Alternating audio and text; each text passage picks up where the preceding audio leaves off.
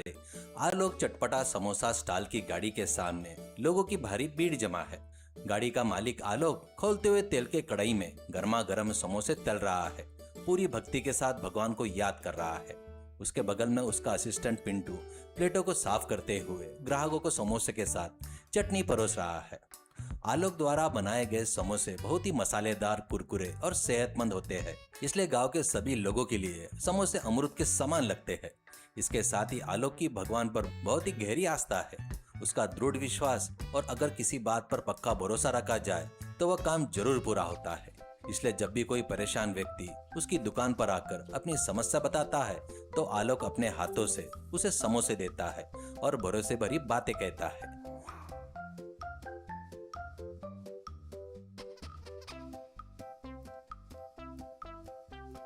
अजीब बात तो यह है कि जैसे आलोक कहता है, ठीक वैसे ही कई बार लोगों के जीवन में चमत्कार के रूप में सच हो जाता है, जिसे देखकर हर कोई हैरान रहता है।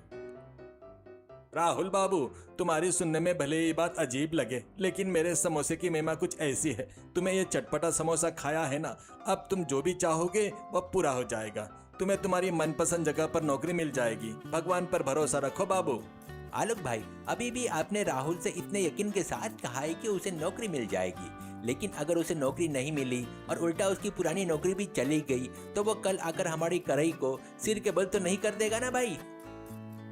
पिंटू, शक मत करो, विश्वास ही इंसान को आगे ले जाता है। अगर मन में कोई खोट ना हो और भगवान पर भरोसा रखकर कोई मेरा समोसा खाएगा तो उसका भला जरूर होगा। तुम जल्दी से उन प्लेटों को साफ करो।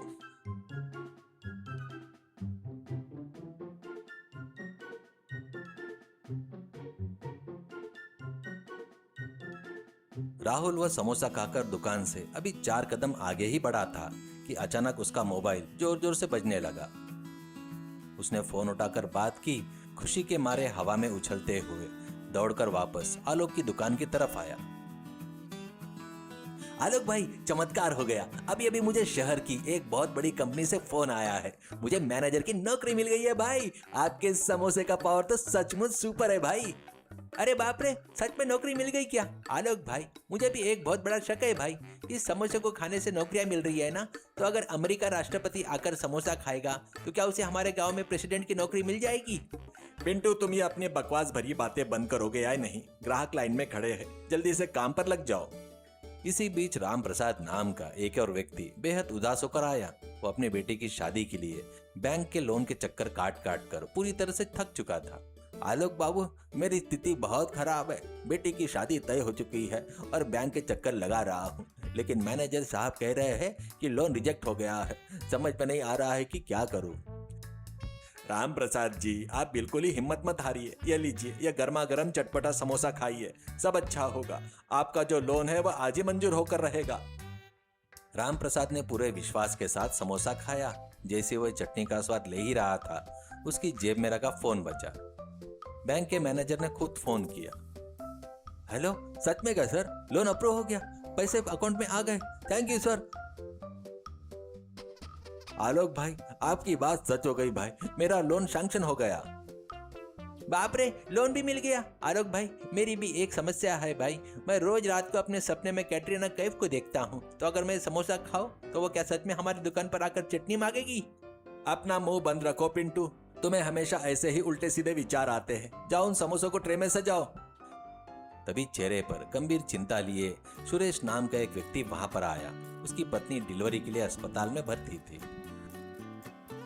आलोक भाई, मेरे घर में सब लड़कियां ही हैं। मेरी इस बार भी यही इच्छा है कि मेरे घर में एक सुंदर सी बेटी जन्म हो, लेकिन डॉक्टर कह रहे हैं कि कुछ कॉम्प्लिकेशंस है, जिससे मुझे अब डर लग रहा है। सुरेश जी, भगवान पर भरोसा रखिए। ये लीजिए, ये गर्मा गर्म समोसा खाइए और शांति से अस्पताल जाइए। आपकी पत्नी बिल्कुल ठीक रहेगी और आपके घर पर लक्ष्मी जैसी बेटी का जन्म होगा। सुरेश ने वो समोसा मुंह में डाला और चबा ही रहा था कि अस्पताल से उसके पिता का फोन आया, जो फोन पर हंसते हुए खुशखबरी दे रहे थे।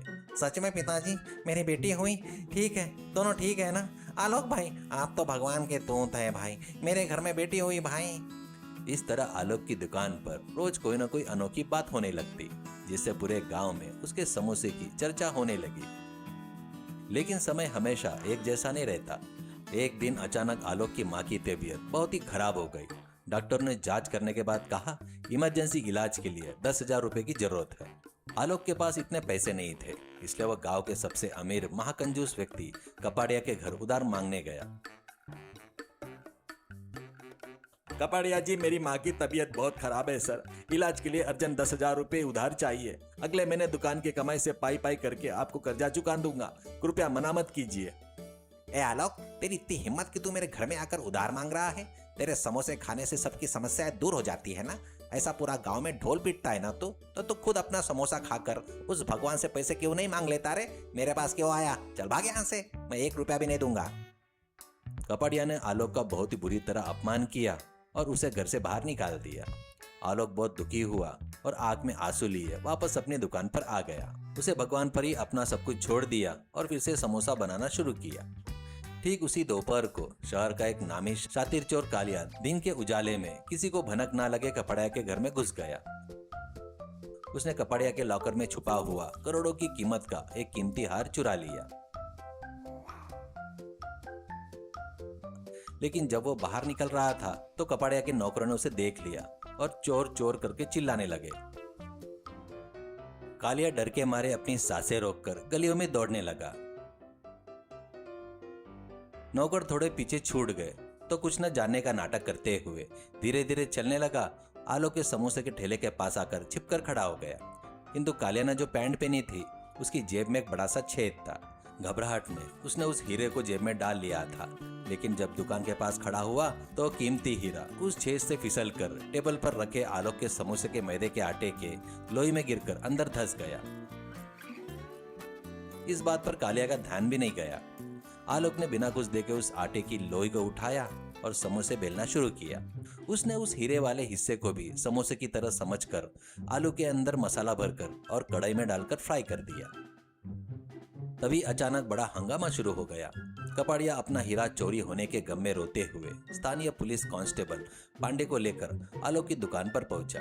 पांडे कई साल से विभाग में कड़ी मेहनत कर रहा था, लेकिन प्रमोशन न मिलने के कारण वह बहुत ही असंतुष्ट और परेशान रहता।